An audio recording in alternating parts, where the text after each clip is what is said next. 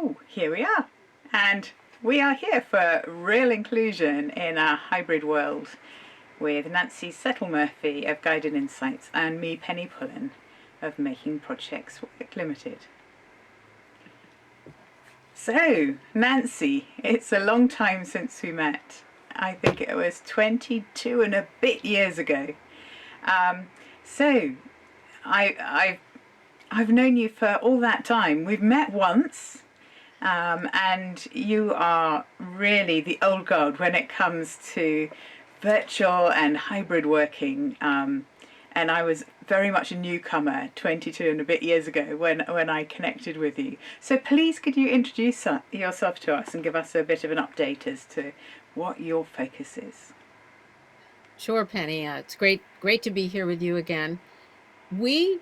As Penny said, we met right after 9/11 when, for me, my client work came to a halt, my face-to-face work.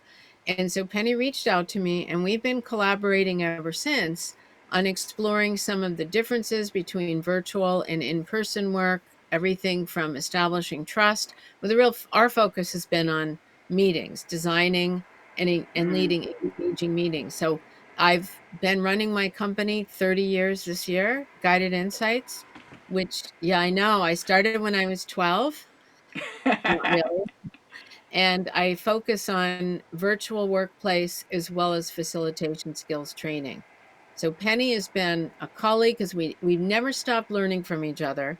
So Penny, how about you? Tell us something about your background.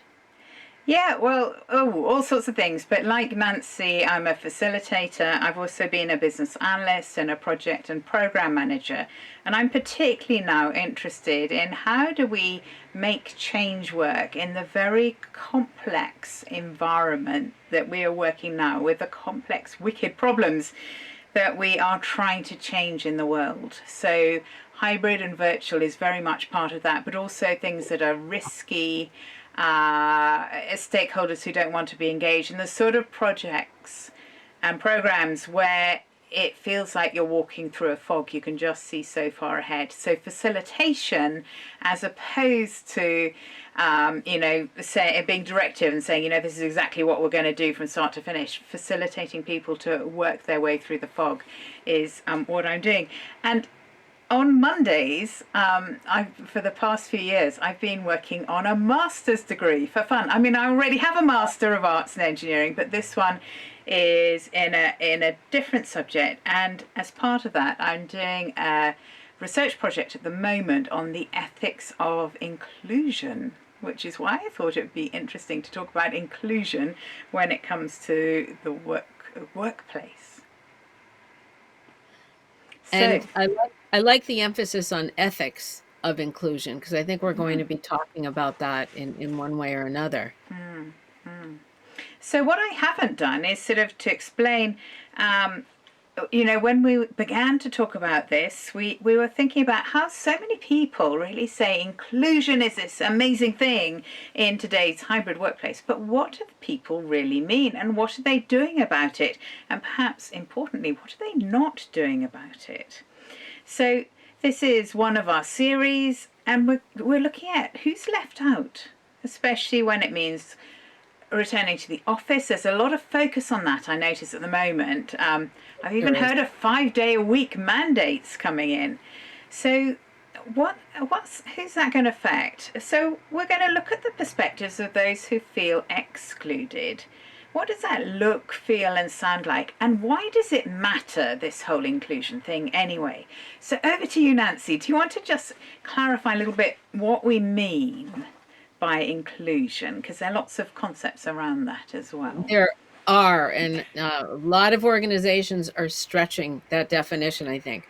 Inclusion is putting practices, policies, et cetera, in place to try to ensure that everyone feels equally valued, can thrive, has the same access to opportunities, whether it's promotion, attending conferences, speaking, et cetera, as everyone else. So that's inclusion.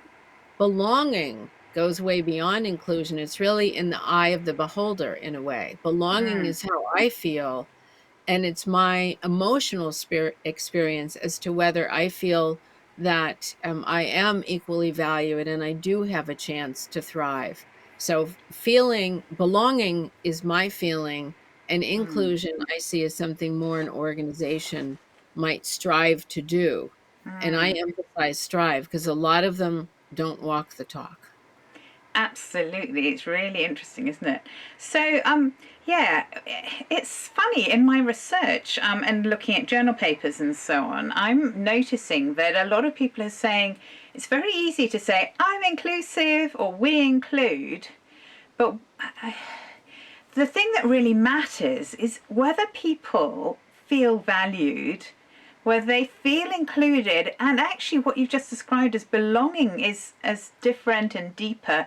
I think that's probably, if people feel they belong, they're in a place where they can do their best work and they feel supported, then they really are included. So I'm shifting my emphasis. And initially, when I started, I thought it was all about inclusion, but now I'm focusing more on, do people feel that they belong and are valued?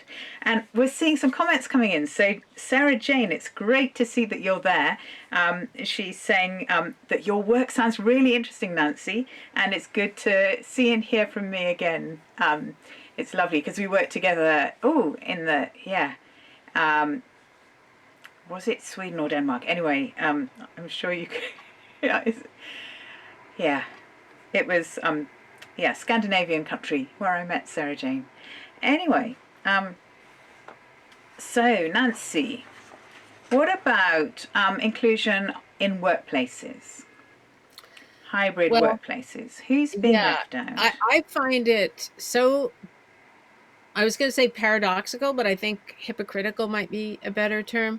When the very same companies that brag about being inclusive, being the best place to work, in the same breath are enacting these pretty, in my opinion, draconian return to work policies that are blanket policies that don't seem to regard someone's stage in life, their socioeconomic status, their health, a whole host of things. So I think hybrid work policies must take into account employees and the nature of their work as well. And I see that not being done. And Yep.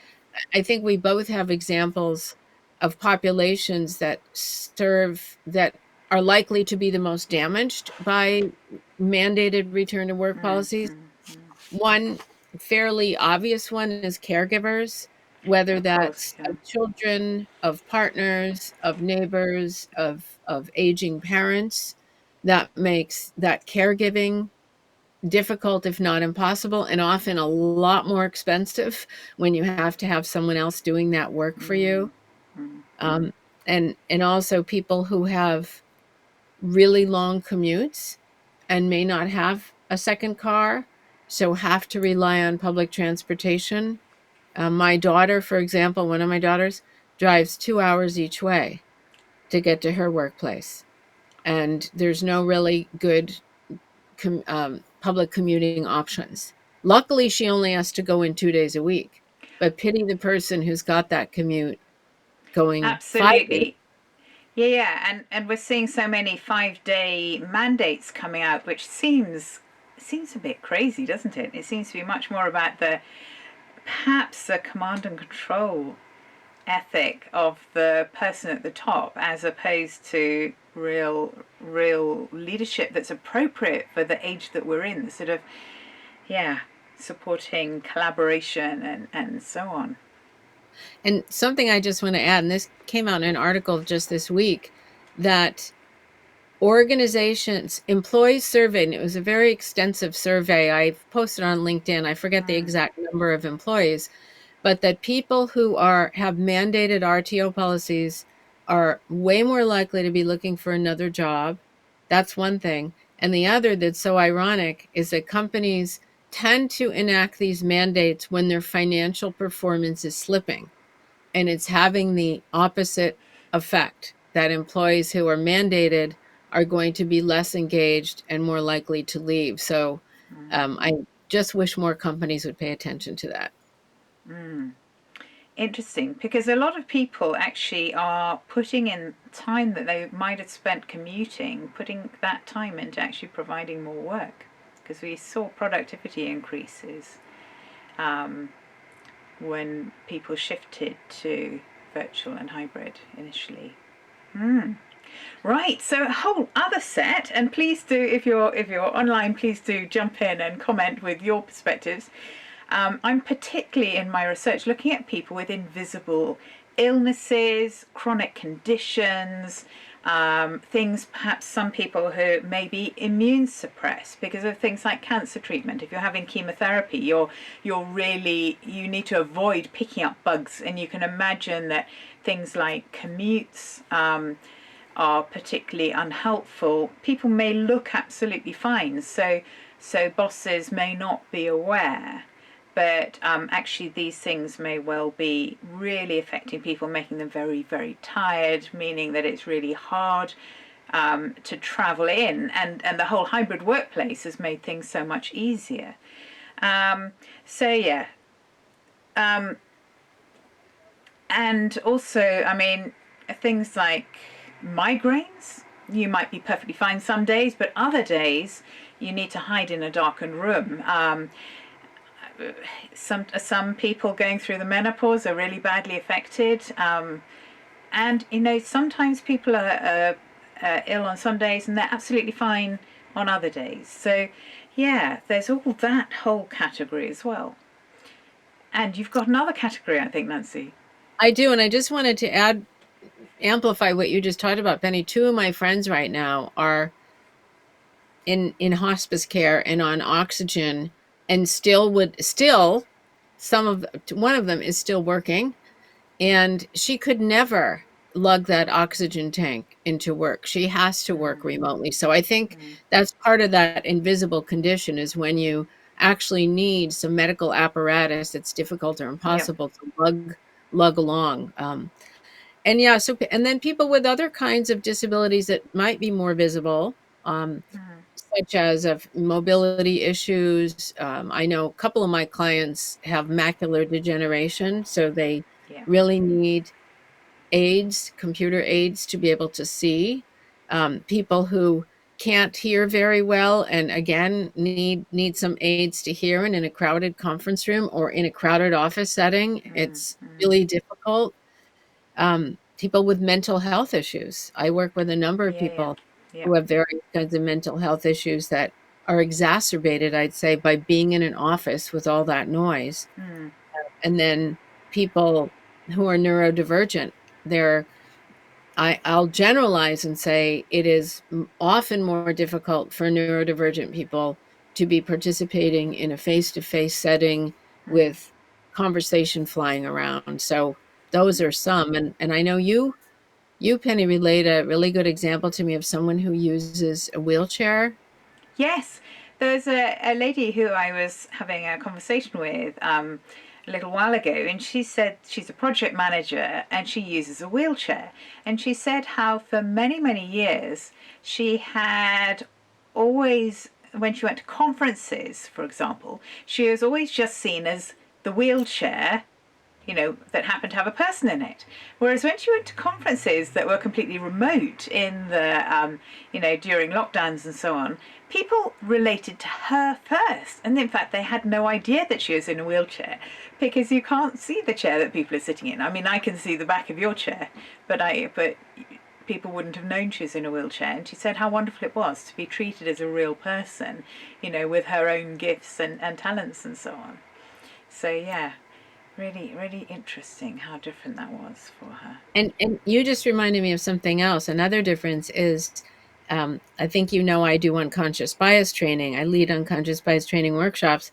Well, one thing that came up to me as when you're in person, people don't realize is if you're very, let's say, heavy set, or Mm, if you have some kind of pronounced limp, for example, all of that is invisible or almost invisible when you're sitting around a mm, virtual table. mm, And so there's more equity, and you're treated differently with more respect, I'd say, in general. And then there are people from populations who are traditionally marginalized in a face-to-face setting, either because they feel they can't be as vocally assertive for fear of Mm, being branded with a stereotype. Um, Women among them, I work in my mm, unconscious bias training. A lot of mm. marginalized populations feel that they have to code switch. They have Yes. to be Mm, someone they're not when they're in person, but mm, they can be much more relaxed and their authentic selves when they're in their own environment.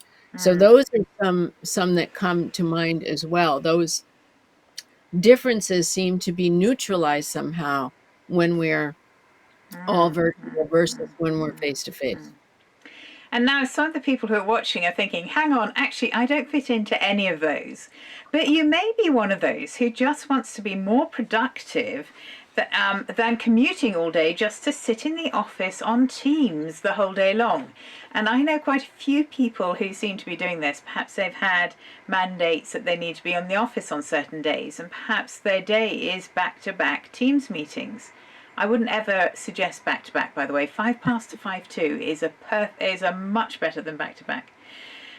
And I suppose one thing to reiterate is that everybody is different. So if you've met one neurodivergent person, you've met one neurodivergent person, and they will not be typical of others.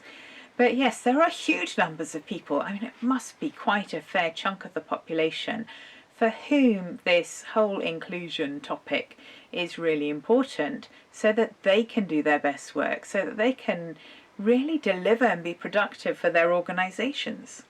So, what steps do you think, Nancy, can organisations take? And by the way, when you're watching, do put some things in the comments. If you're watching and it's live, then we can respond to you now. If you're watching and it's recorded, then I'm going to be happy to respond anyway. So do add some comments in and questions. So, Nancy, what steps can organisations take if they really want to walk the talk about being inclusive rather than just pretending or being well meaning? Yeah. Well, two things come to mind. And I'd love to hear what you have to say, Penny. One is ask employees, ask, Yeah.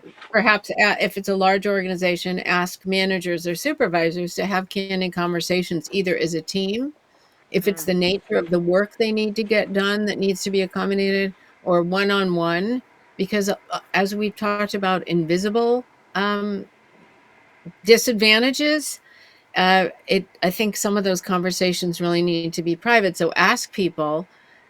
That's one thing, and the other is a lot of companies conduct employee engagement or satisfaction surveys. Some mm, more and more do it more often. They don't wait to the once a mm, year mm, survey. And I think in that case, think about revising your questions. Think about asking questions. If you asked, do you feel included? I don't think you're going to get much. Or do you feel like you belong? I might say yes, but I think it's asking more incisive and mm, insightful and specific mm, mm, questions, mm. so both to get quantifiable data, and then employee focus groups or in team meetings, ask managers to have these conversations. But Okay. I think it's about thinking about what you're really asking for, and then there's the whole matter of sifting through the data and Mm. drawing some insights and making changes. And I can talk more about that, but I'd love to hear what you have to say, Penny. Talking about sifting through the data, I'm going through the responses to my survey on inclusion. I asked two questions because it's a short survey leading up to interviews, which I haven't done yet. But they were to rate people's whether they felt included on a scale of 1 to 5, where 1 is not at all and 5 is they're included wholeheartedly, and also whether they're valued not at all to wholeheartedly. And what was really interesting was that they lined up quite closely. And I also then put in space for people to put comments. And it must have been quite cathartic because the comments have flowed. So, from what I thought was purely a quantitative survey, I have huge amounts of qualitative data to churn through. But yes, as you say, we need to be intentional about it. We need to listen to people's needs. We need to ask them and be aware that for some people they won't want to reveal things. Mhm. So we need to be really careful and subtle in how we ask. We need to work together to come up with ways to get the best work from everybody. And that's a win-win, surely. That's a win for the company and a win for the individual and a win for the team. And needs, of course, will vary from person to person. Nancy, I don't know about you, but I'm seeing the opposite. In the news, the last few days, we have seen things about 5-day in-office mandates. I mean, we used to think that 3 days was a lot. This is the complete opposite. We've got Tesla, I think United Parcel Service, JP Morgan, and others. I read an article a couple of days ago. Stephen Meyer, chair of the management division at Columbia Business School in New York, he talks about hard-line management tactics. You can't continue that leadership style you had before, going back to 2019. He says you need to actually empower employees. And I think some leaders are just used to a certain command and control model. And I see that too. I think we need to switch the way we lead to something much more facilitative, much more collaborative, to get the best from everybody, for companies and teams and organizations. Well, I think you've really hit on something, Penny, there. I think I do a lot of work with leadership skills for lead hybrid teams, for the hybrid world. And I'd say facilitation skills is one area where a lot of leaders, I'm going to say traditional leaders in the in-person environment, Yes. who are used to using their presence or the drop by or, as you said, command and control, that doesn't work in a hybrid world. No. And even if everyone had to come back to the office, it doesn't work in that world either anymore. The So world I has think shifted. it has, and a lot Yeah. of these leaders are very uncomfortable with that, with the way the world has shifted, and feel like they need to gain control and assume the power they once had. And I think that's never going to come back unless they learn to be strong leaders, which to me requires not just facilitation skills, but excellent coaching skills. And that applies whether they're face to face or remote. But I think a lot of these Yep. leaders who succeeded yesterday need a whole new set of skills. And I don't think it's that they're unwilling to adopt those skills. It's that they're overwhelmed with so many fires they have to put out. Absolutely. And I think another reason for needing these skills to work in this hybrid world where we need collaboration so much is because of the type of problems that we have. They are not the sort of things that were problems 20, 30 years ago. Everything is so much more complex. They're wicked problems that we're having to deal with. I've been working with clients, some in the UK government, some elsewhere in the last few months, dealing with things that are so horribly complicated that it feels a bit like circling the void of chaos. But with good facilitation skills and everybody giving their best, we actually get to a good outcome. But just if you stand there and tell people what to do or have that directive style, it just wouldn't work. Yeah, so should we have a quick look at remote participants in hybrid meetings? Because surely they need to be included as well. Yeah, and I'm seeing in general less of that, less of the hybrid meetings versus, let's say, a year ago. Yeah, During COVID years, which is almost 4 years ago to the day, we entered into the COVID phase of our it is, lives. isn't it? Yeah. Um, it was all virtual, and then it became hybrid, which it is now to some extent. But I find more of my clients having meetings face to face or all virtual. That's Yep. just my data Yeah. point. Yeah. But I'd say, and one reason is it's really hard to design and facilitate meetings that are truly inclusive, where everyone feels they have an equal chance to contribute when some are in person and some aren't. It's certainly doable. Many of us have done it for 20 plus years. And I think one way to do that is to make sure everyone has access to the same technology. And certainly if, at least in the US, employees who live in very rural areas often tend to not have great internet speeds Oh, really? and bandwidth. Yeah. And so I think one thing that leaders can do is make sure, no matter where someone works, where in the world, that they have the bandwidth and access to internet, and certainly the equipment at home. But I think Mm, it's that bandwidth can leave some people out, and I know some parts of the world have much less bandwidth than others.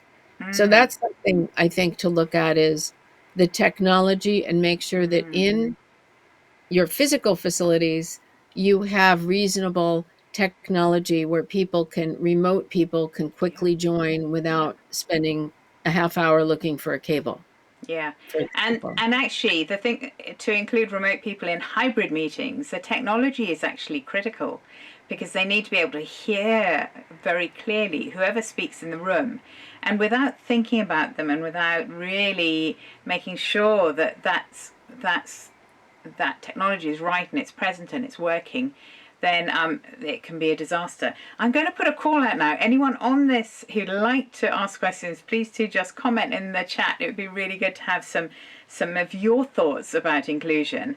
And I'm just going to say, when you have remote participants in hybrid meetings, Nancy, I would always have the approach of once you've got the technology in place and it's working, I always ask the remote people first. If we're coming to a stage where we've got questions, I'll say, right, remote people, what are your thoughts? Pop them in the chat or put your hand up. And they answer before the people in the room. Because unless I do that, it's very easy to forget about the remote people and just be in the room with the people who are in the room. What about you? Well, I use that approach too, and the other benefit is it gives people in the room a chance to think first. And we Yep. talked about neurodivergent people who are tend to be introverted are very unlikely to interrupt someone who's talking. So that gives everyone a pause. One thing that I love to do, if there's a critical mass of people, let's say in one location, let's say one Mm. of my clients had an office in San Diego and one in Cambridge, Massachusetts, and so there is a cluster of people in each room, is to have the have one person in each room act as the liaison or the advocate for those remote people in the room. So I might say, gee, Yes. Penny's nodding her head and you all can't see that, but I'm going to ask Penny, I'm going to pause and ask Penny, do you have something to say? So Mm. I think, and then I think the same applies if we're in a large conference room and there's one or two people somewhere else, it's having the advocate in that conference room Yeah. to say, okay, there are two people, let's go to those virtual people or the remote Yeah. Yeah. people first. Yeah. So to have that advocate is really important. Yeah. I call them the remote buddy, and that works. It's great. We've got a comment. We've got a comment from Sarah Jane, just saying she loves the idea to ask remote attendees first. It's so simple and obvious, and a takeaway for her. So that's really good. I'm glad that works for you. It's these things that help so much often are really, really clear and obvious once you know them, like the starting at 5 past the hour and finishing at 5 to, if you've got meetings all day. But yet, so few people have thought about them. And I know your book is absolutely packed with them, and hopefully mine as well. So, but we'll show those in a moment. So, one last question, Nancy, from you. One last question for you. Do you mean? Yeah. Okay. Do you think when we think about exclusion or inclusion, and you, I think, used the phrase before, well-intentioned, do you think that people or many people mean to exclude people, or do you think it's just that they're not thinking beyond their own parameters? I think you've hit the nail on the head. They're not thinking beyond their own parameters. I don't think people mean to exclude others intentionally. I think they are, as you say, they're thinking from their own perspective. It's very easy to exclude by not thinking about inclusion and by not listening to individuals and their needs. Too often, people like to say, we're inclusive because it's the right thing to say in DEI, or I think sometimes people put it a slightly different order that it has been a big thing. But inclusion isn't something that you can just pronounce that you are. Even if you've chosen that that's how you're going to be, if you really want to be inclusive, then the people who you work with and who work for you will feel valued and that they belong and that they're in the right place to do their best work, just as everybody else will, I think. We did have a couple of tips, didn't we, around remote meetings and how we do breakout groups. So I think we had a couple of those. Should I come in with mine, which was Sure. if I have people who in a hybrid meeting, I will encourage the remote people to go off into breakout rooms and then the people in the room to meet on tables. You've got an alternative to that, Nancy, haven't you? I do, and I think a lot depends on the number of people who are remote versus the number of people in the room, Mm. and the extent to which that integration, the cross-table conversation is Yeah, important. yeah. So what I've done in a face-to-face setting when we have, let's say, a handful of people, 5 or Mm, 6, who are remote, is I ask someone at each table to take their device, whether it's an iPad, a laptop, mm, or a mm, phone, and include that person in the conversation either by FaceTiming them, mm. creating a new Zoom link, but so that and you got to make sure the room is big enough so there's some acoustical, not Yeah, totally yeah. total privacy, but Mm, some that the acoustics work. But yeah. I've done that often by including remote people Mm, in with the mm, breakouts mm. with the people in the room. Now, if there are 20 people who are remote, we that's Yeah, not yeah, easy to manage. But if it's a yeah. small number, Mm. that's worked really well for me. Mm. Yeah, that actually, I was the remote person, the one remote person in a group once. It was a college group. I actually sprained my ankle and couldn't, there's no way I was going to be able to drive for an hour in a manual car with a really sprained ankle that had swollen up Mm. enormous. It was huge and uncomfortable. And I just lay in bed with my foot up on a pile of pillows and joined in the chat via somebody's, yeah, I think it was WhatsApp chat we did. And it worked really well. So that's a great idea. So Actually, just, yeah. I just want to say, you just reminded me of an example where virtual would have been great. I was ready to teach a facilitation skills course in for a client here in Cambridge, Mass. And the day before, on a Sunday, I broke my ankle. And luckily, this client was getting emails on Sunday, and I typed and said I chatted her, and we ended up postponing it by a few weeks. But if we had planned a virtual training from the beginning, I could have easily taught that class, but not on a broken ankle. No. No, no, no. Right, we're sort of coming to the end now, aren't we, Nancy? I wondered if there are any more comments or questions coming in. Otherwise, if you are watching this on recording and you have comments and questions, I'm sure that well, I will certainly pick them up and I can bring Nancy in as well.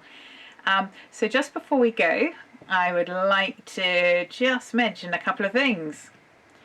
This is Nancy's book um, from. This is pre-pandemic, isn't it? Because This was 10 years ago, and I've looked at it again recently, and except for the references to technology, there's not much I would change. really effective, leading effective virtual teams. And then there are a couple from me. So this one came out in 2021. So I actually wrote this in the first couple of lockdowns, I think. And then there's, which is making workshops work, and then there's virtual leadership, which is second edition. So this is, it came out before the pandemic, then was a bestseller when lockdowns hit, and there we are, virtual leadership, practical strategies for success with remote or hybrid work and teams. So we can put links for these in afterwards if anybody would like to get any of these. Other than that, no more comments. So thank you very much, Nancy. It's been lovely spending some time with you again. I wonder when we'll next actually meet in person, whether it'll be another 15 years. No, I don't think so. It was 8 years, 9 years ago, actually, that we met in person. So we need to do it again. We do, don't we? Anyway, and Thank you for everyone who's been watching this. It said 12, I think. Thank you very much to Sarah Jane for putting lots of comments. It's always really great to get some feedback and comments. And have a good rest of the day. Bye-bye. Thank you. Bye.